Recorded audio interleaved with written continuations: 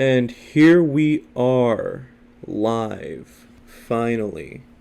The first 3D Counter Apologetics podcast. We have a very short docket, like 2 things to discuss, and that'll be it.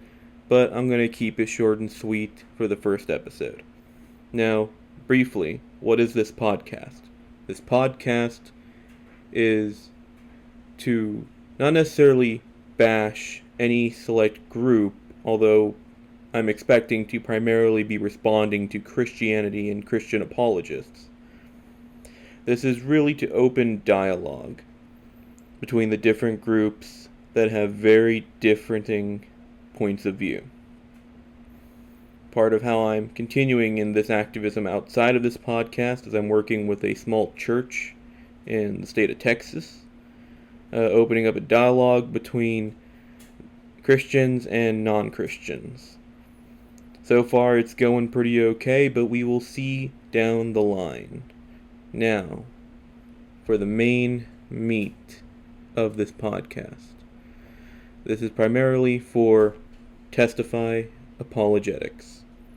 Eric, I've been trying to comment. It's not going through. I don't know what the issue is. It might be me. It's not you. It's probably me. It's okay. I accept it. However, I would be remiss if I did not respond. You asked me for sources and citations. But don't worry, Eric. I got you. Because while I am a counter-apologist, part of my background is in deliverance ministry and paranormal investigation. I got some light training from Tony Spera, the son-in-law of Ed and Lorraine Warren, famed paranormal investigators and counsel for the Catholic Church in paranormal or demonic possession or events. And I wanted to just clarify, Testify, that's just good methodology, being highly skeptical of supernatural events, even as a paranormal investigator. It's not that you are discounting them, it's that you understand that they are the least likely. Not because necessarily and you are correct, they do have some validity, and they can possibly happen, we don't know.